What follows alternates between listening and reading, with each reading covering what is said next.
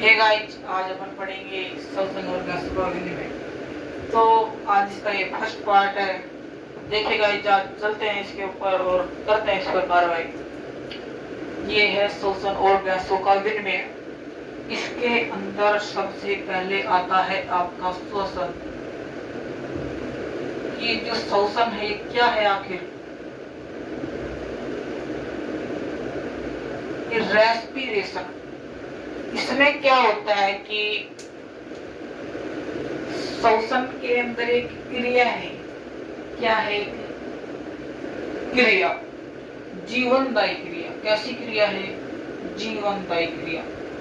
कैसी क्रिया है? जीवनदायी। इस जीवनदायी क्रिया को O2 की उपस्थिति, O2 की उपस्थिति व अनुपस्थिति के आधार पर दो भागों में विभाजित किया जाता है। कितने भागों में विभाजित किया गया? दो भागों में। कौन कौन से? देखो,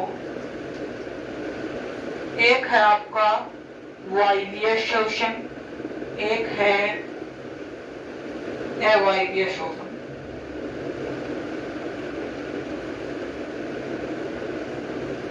तो देखो, वायवीय श्वसन क्या होता है और अवायवीय श्वसन क्या होता है।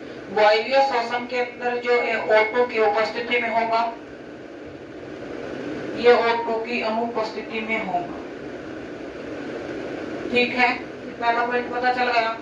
दूसरा पॉइंट देखो, इसके अंदर क्या होगा कि जो श्वसन होगा, श्वसन के बाद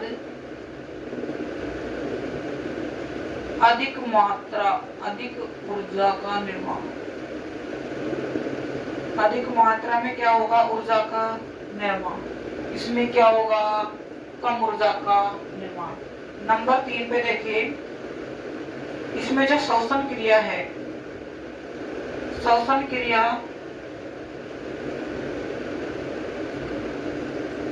माइटोकॉन्ड्रिया में पूर्ण होगी। ठीक है, इसमें जो श्वसन क्रिया होगी वो श्वसन क्रिया साइटोप्लाज्म में पूर्ण होगी।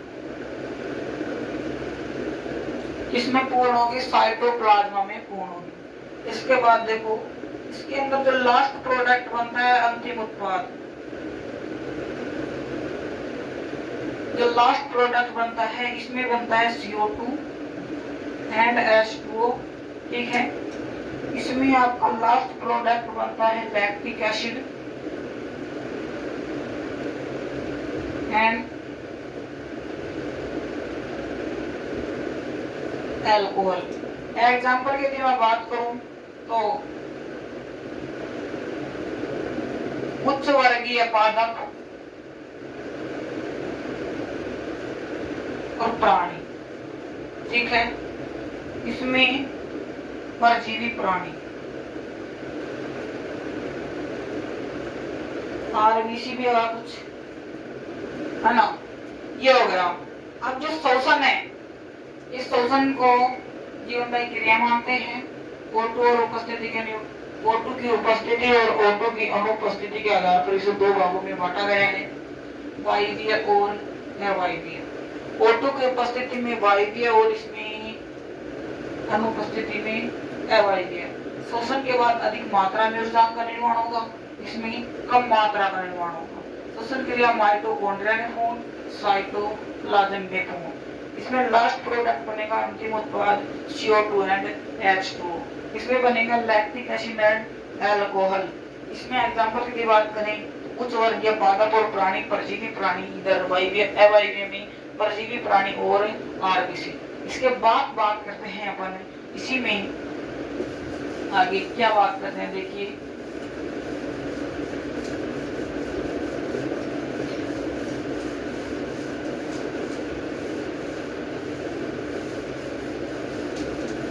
तो देखिए इसके आगे, अब जो श्वसन है, रेस्पिरेशन, इसमें एक वैज्ञानिक रहे हैं GS कार्टर नामक। GS कार्टर नामक वैज्ञानिक रहे हैं जिन्होंने श्वसन को कई भागों में बांटा। उनमें से हम कुछ पढ़ते हैं। जैसे पहला देखो, बाह्य शोषण। बाह्य शोषण, एक्सटर्नल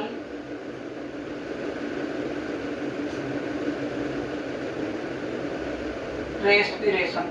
इसमें क्या होगा कि अपन वातावरण से ऑक्सीजन को ग्रहण करेंगे, ठीक है, वातावरण से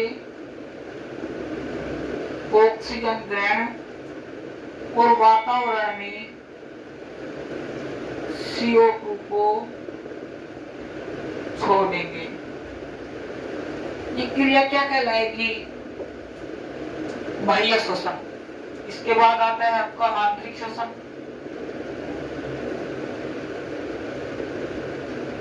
आंतरिक शोषण में क्या होगा? अपने पास जो ऑक्सीजन है, ऑक्सीजन को श्वसन पथ के रास्ते कहां पर भेजेंगे? O2 को श्वसन पथ के रास्ते,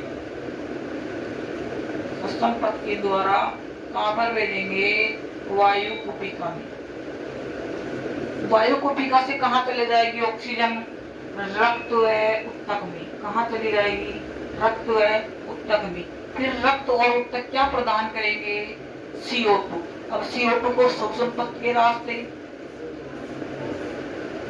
श्वसन पथ के रास्ते कहां भेज दिया जाएगा? बाहर, वातावरण में। अब इस श्वसन पथ के रास्ते बाहर भेज दिया जाएगा। ये है इस प्रकार का जो गैसों का विनिमय हो रहा है, CO2 और O2 का जो विनिमय हो रहा है, उस विनिमय के आधार पर ये कौन है? आंतरिक शोषण। इसके बाद आता है हमारा कौन सा? ये इंटरनल हो गया।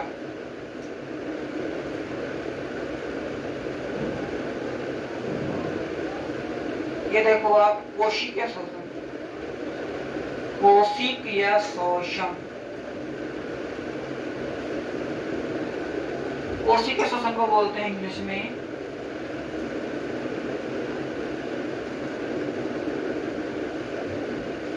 Cellular respiration. देखो इसमें एक मैं अभी क्या लिख रहा हूँ, C6H2O6 प्लस 6CO2, 6O2 हो गया ना, 6CO2 प्लस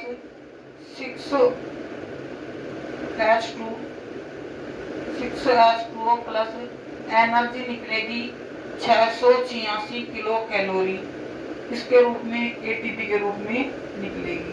आप देखो ये वातावरण से आई और ये वातावरण में ही चली गई। ये कौन सा शोषण हो गया? आपका सेलुलर हो गया। इसके बाद देखते हैं अपन विभिन्न प्राणियों में शोषण अंग।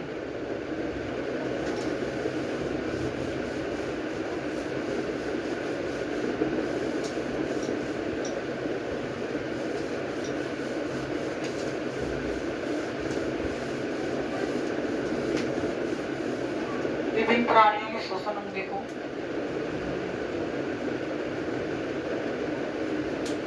देखो विभिन्न प्राणियों में शोषण अंग, विभिन्न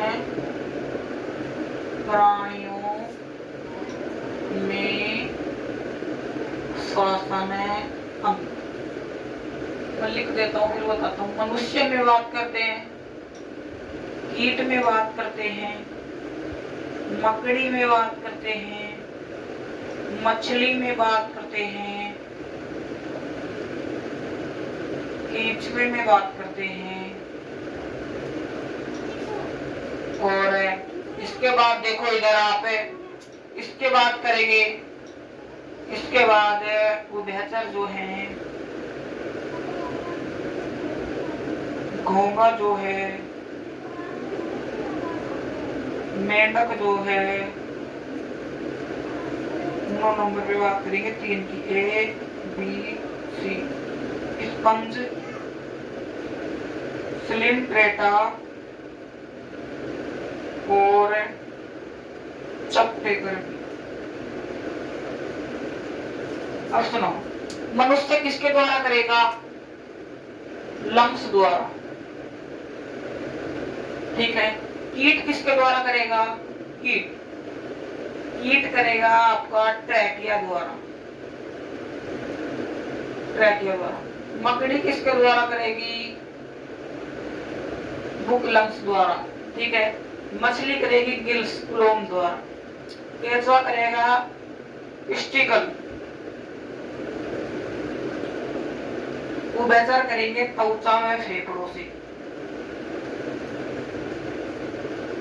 घोंघा करेगा गिल्स से। मेंढक करेंगे त्वचा व फेफड़ों से। और जो ये दिख रहे हैं आपको स्पंज सिलेंट्रेटा और चपटे कर्मी, ये करेंगे शरीर की संपूर्ण सतह से। शरीर की संपूर्ण सतह से। अब क्या बताया मैंने? विभिन्न प्राणियों में श्वसन अंग। मनुष्य के अंदर लंग्स द्वारा, कीट के अंदर ट्रैकिया द्वारा, मकड़ी में गिल्स द्वारा, मकड़ी में बुकलक द्वारा, मछली में गिल्स द्वारा, केंचुए में स्टिकल द्वारा, उभयचर में त्वचा व फेफड़े द्वारा, घोंघा में गिल्स द्वारा क्लोम द्वारा, मेंढक में त्वचा व फेफड़े द्वारा, और आपका जो स्पंज सिलेंट्रेटा चपटे कर्मी में होते हैं, इनमें शरीर की संपूर्ण सतह से करते हैं क्या? श्वसन। इसके बाद देखो आप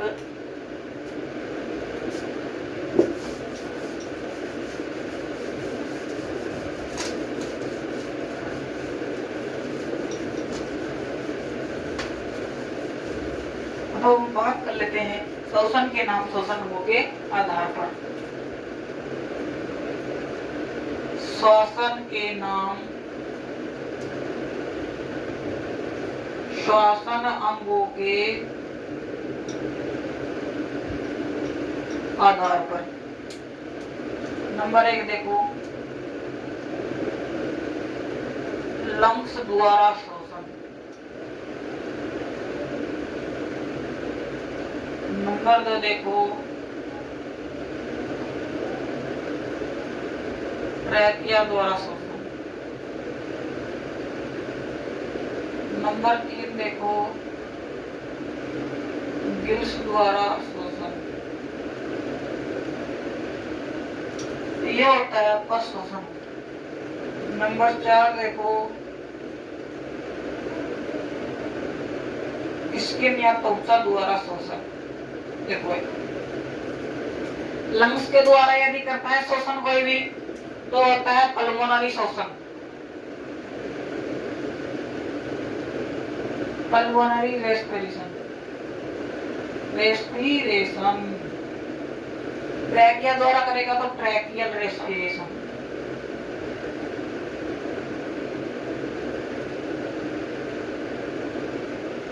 ठीक है। गिल्स द्वारा करेगा तो ब्रैंकियल।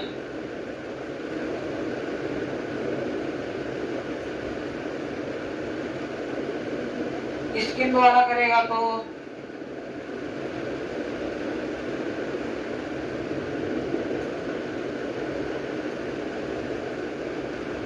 क्यूटेनियस। अब देखो यदि कोई भी व्यक्ति इसके द्वारा करेगा पल्मोनरी रेस्पिरेशन, ट्रैकिया द्वारा हो रहा है तो ट्रैकियल, गिल्स द्वारा हो रहा है तो ब्रैंकियल, स्किन द्वारा हो रहा है तो क्यूटेनियस। आगे बात सुन ली, यानी ये हो गए श्वसन के नाम श्वसन है अंगों के आधार पर। अब देखते हैं इसके आगे आपका टॉपिक आता है संवातन।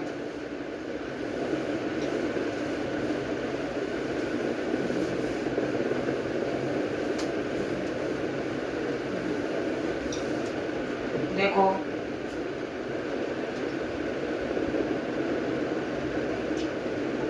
संवातन, इसको संवासन भी बोलते हैं, इसको ब्रीदिंग भी बोलते हैं, इसके नियंत्रण, इसको गैसों का विनिमय भी बोलते हैं। अब देखो इसके अंदर क्या होता है संवातन, इसकी डायरेक्ट नहीं बता रहा परिभाषा, थोड़ा घूम फिर के चलते हैं इसमें।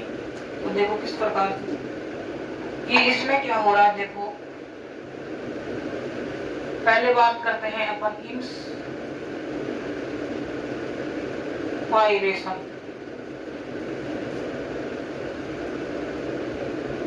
अंतःश्वसन। अंतःश्वसन में क्या होगा, जो पहले बाह्य श्वसन बता देता हूँ, एक्सपायरेशन अच्छे से समझ में आएगा।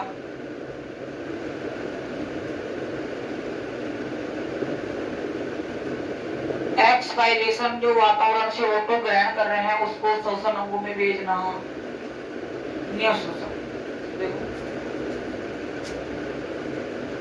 वातावरण से O2 लिया, उस O2 को कहां पर भेजेंगे?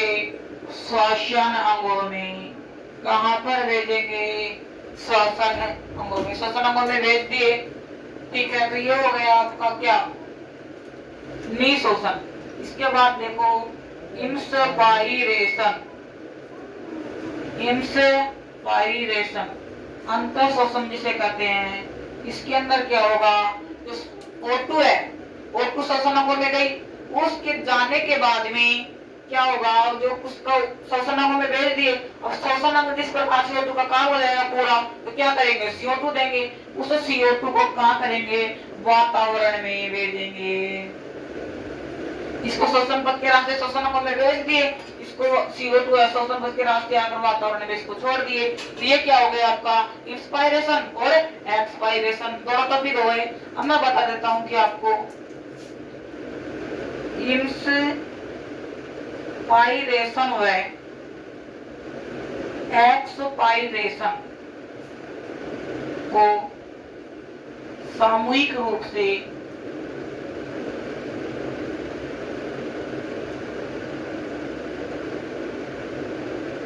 ब्रीदिंग कहते हैं। जैसे देखो इधर आप आ जाए आपके पास inspiration plus expiration equal to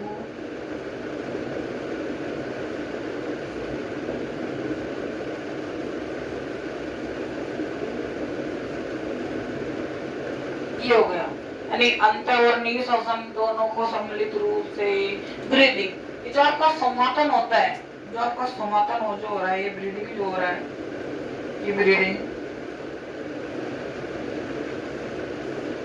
breathing होता है 12 से 16 पर मिनट। ठीक है, 12 से 16 पर मिनट हो रहा है। कौन है? संवातन। ये आपका ब्रीदिंग हो गया। इसके बाद बात करते हैं अपन इसकी रेस्पिरेशन ऑर्गन, श्वसन अंग। विभिन्न प्राणियों में तो कर ही लिए, अब हम बात कर लेते हैं किसकी?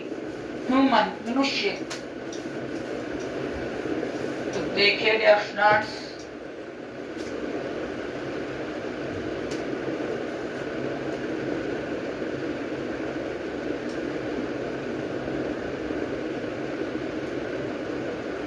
रेस्पिरेशन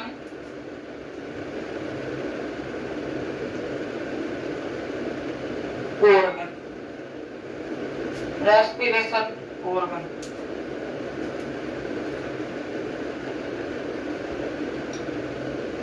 मनुष्य में, इसमें बात करते हैं मनुष्य में।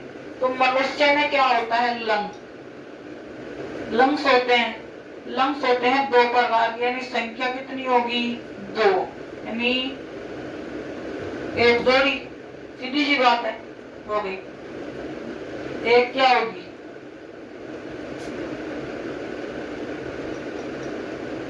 दायां फेफड़ा,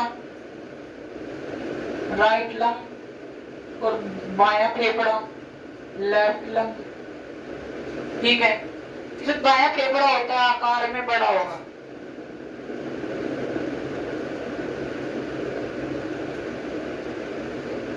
ये कैसा होगा? छोटा होगा। ठीक है, इसका वजन लगभग 625 ग्राम के आसपास होगा।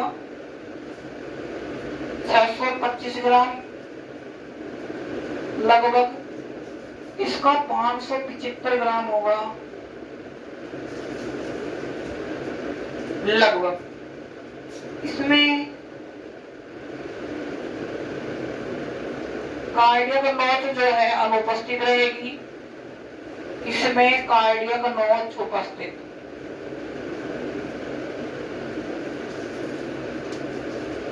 ये है इन दोनों में, यानी रेस्पिरेशन ऑर्गन क्या है? लंग्स है, दाया बाया फेफड़ा। संख्या कितनी होती है इनकी? एक जोड़ी, संख्या 2 होती है, लेकिन एक जोड़ी एक हो गई। इस प्रकार से आकार में दाया फेफड़ा बड़ा रहेगा, बाया फेफड़ा छोटा रहेगा। दाएं फेफड़े का वजन होगा लमसम 625 ग्राम, इसका 575 ग्राम। इसमें जो दाया फेफड़ा है इसमें आपकी कार्डियक नोच अनुपस्थित रहेगी और कार्डियक नोच उपस्थित आपकी दाएं फेफड़े में बाएं फेफड़े में रहेगी। इसके बाद देखो आप एक डायग्राम है लंग्स का भी है, लंग्स का बाद में बताएंगे, पहले उससे पहले आपको बता देते हैं लंग्स में पहुंचने से पहले किस प्रकार से आपके जो श्वसन है वो है। देखो इसके देखो आप ये इस प्रकार से हो गया। इसके बाद में ये इस प्रकार से हो गया। यहाँ पर एक संरचना है, यहाँ पर भी एक संरचना है, समझ गए होंगे समझने वाले। देखो ये मैं एक का नाम बता देता हूँ इधर से। ये है आपका नोस्ट्रिल, नाक का छिद्र, यानी ये क्या हो गया आपका नाक नोच, ठीक है। ये आपका माउथ हो गया, ठीक है। इसको बोलते हैं नासाकक्ष, वैशोवल, इसको बोलते हैं नाशो फ्रैंकस, ठीक है। इसको बोलते हैं ओरोफ्रैंकस, ये हो गई ग्रसनी। इसको बोलते हैं भोजन नली, ठीक है। इसको बोलते हैं कंठ, इसको बोलते हैं एपिग्लोटिस, इसको बोलते हैं श्वास नली ट्रैकिया, ठीक है। ये आपका माउथ हो गया। इस प्रकार से ये होता है। अब देखो किस प्रकार से यहाँ पे क्या हो रहा है, यहाँ से इस प्रकार से ऑटो गया, इससे गुजरेगा, इससे गुजरा तो इसमें आ जाएगा, आ गया। अब यहाँ से जा रहा है भोजन, गया, इससे गुजरेगा, इसमें आ जाएगा। यानी भोजन और श्वास का क्या है, एक उभय मार्ग, यानी दोनों एक स्थान से गुजरते हैं, उसको बोलते हैं ग्रसनी। क्या बोलेंगे, ग्रसनी। तो ये आपका नोच की तरह संरचना दिख रही है, वो है। इसके बाद बात कर लेते हैं अपन स्ट्रक्चर ऑफ लैरिंक्स, यानी कंठ की संरचना। कंठ की संरचना की बात कर लेते हैं आप। तो देखिए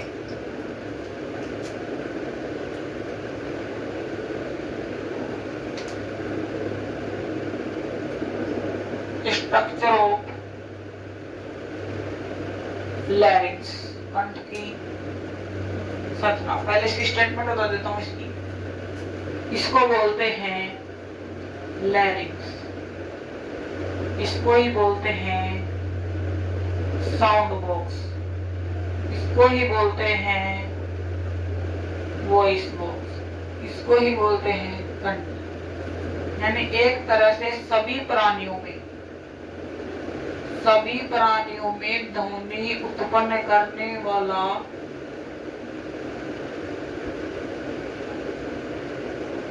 वाला अंग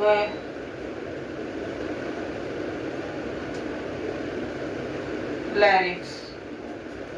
एक अपवाद है पक्षी, पक्षियों में ध्वनि उत्पन्न करने वाला अंग, उसको बोलते हैं सैरिंक्स। क्या बोलेंगे, सैरिंक्स। अभी ये स्टेटमेंट वगैरह बता देता हूँ इसका, क्या डायग्राम बना देते हैं इसका लैरिंक्स का। तो सुनो, इससे पहले एक बात और सुनो। इसको लैरिंक्स बोलते हैं, साउंड बॉक्स इसी को बोलते हैं, कंठ भी और वॉइस बॉक्स भी। सभी प्राणियों में ध्वनि उत्पन्न करने वाला अंग कौन होगा, लैरिंक्स। लेकिन पक्षियों में कौन होगा, सैरिंक्स, ठीक है। अब कंठ की संरचना की बात कर लेता हूँ मैं इधर से।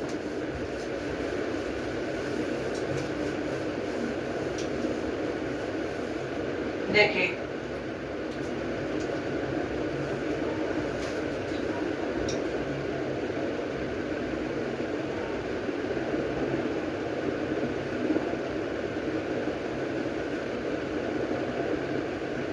प्रकार से है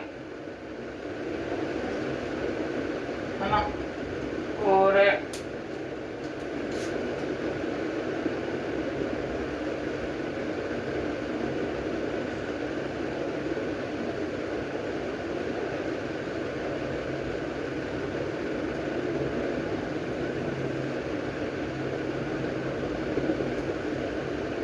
इस प्रकार से संरचना दिख रही होगी आपको। बताते हैं क्या है ये, और देख लो यार। पहले इसका शब्द इसमें संरचना और वो बनाते हैं, पहले इसको बता देता हूँ मैं। ये हो गया आपका एपिग्लोटिस, इसको हिंदी बोलते हैं कंठ छंद, इसको बोलते हैं ग्लोटिस यानी कंठ, लैरिंक्स जिसे बोलते हैं। ये जो दिख रहा है आपको, इसको बोलेंगे थायराइड कार्टिलेज, थायराइड उपास्थि, इसको बोलेंगे arachnoid cartilage.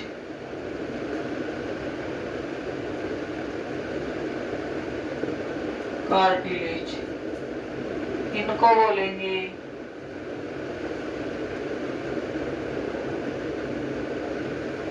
Cartilage of Santorini, इसको बोलेंगे क्रेकोइड कार्टिलेज।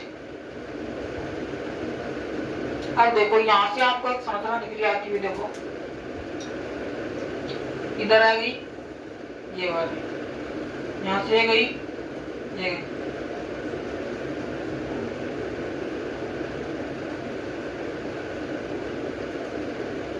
ये है, इसको बोलते हैं झूठा स्वर ग्रंथि। क्या बोलेंगे? झूठा स्वर ग्रंथि, फॉल्स वोकल कार्ड, इसको बोलेंगे ट्रू वोकल कार्ड, सच्चा स्वर ग्रंथि। अभी जो झूठा है सच्चा है, इसका क्या मतलब है? यानी जो जिस प्रकार से माँ सरस्वती अपने हाथों में वीणा धारण करती है और उसमें एक तार होता है जो तनाव में होता है। कैसे होता है? तनाव में। वो सारा काम वही करता है, वो है झूठा स्वर ग्रंथि। यानी वो झूठा स्वर ग्रंथि के रूप में कार्य करेगा कि झूठा स्वर ग्रंथि तन के रहता है। कैसे रहता है? तन के। इसी के कारण हमारी ध्वनि बनती है, लेकिन ये ध्वनि बनाने में सहायता करता है, यानी ध्वनि को बोलने में सहायता कर रहा है, लेकिन ये ध्वनि के निर्माण में सहायता नहीं। ध्वनि का निर्माण केवल कर रहा है सच्चा स्वर ग्रंथि। जिस प्रकार से अपना गला बैठ जाता है ना, गला कभी कभार बैठ जाता है, तो उसमें क्या है कि झूठा स्वर ग्रंथि क्या हो जाता है? ढीला हो जाता है। ठीक है। इसके बाद इसमें आपको जो मैं एक बात और बता देता हूँ कि इसमें यहाँ पे 4 प्रकार के कार्टिलेज पड़े। कितने प्रकार के कार्टिलेज? 4 प्रकार के। तो देखिए मैं बता देता हूँ। पहला थायराइड कार्टिलेज, दूसरा एरेक्नॉइड कार्टिलेज, तीसरा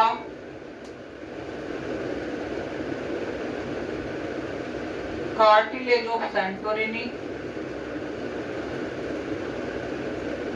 cartilage of Santorini. Number 4 cricoid cartilage.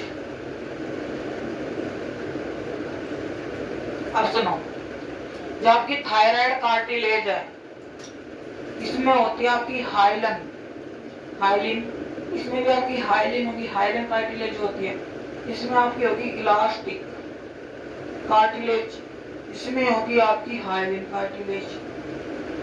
ठीक है, तो कोई बात। अब सुनो, मैं यहाँ पे लिख देता हूँ टोटल। इसकी संख्या है 1, इसकी 2, इसकी 2, इसकी 1। टोटल कितनी हो गई? 6।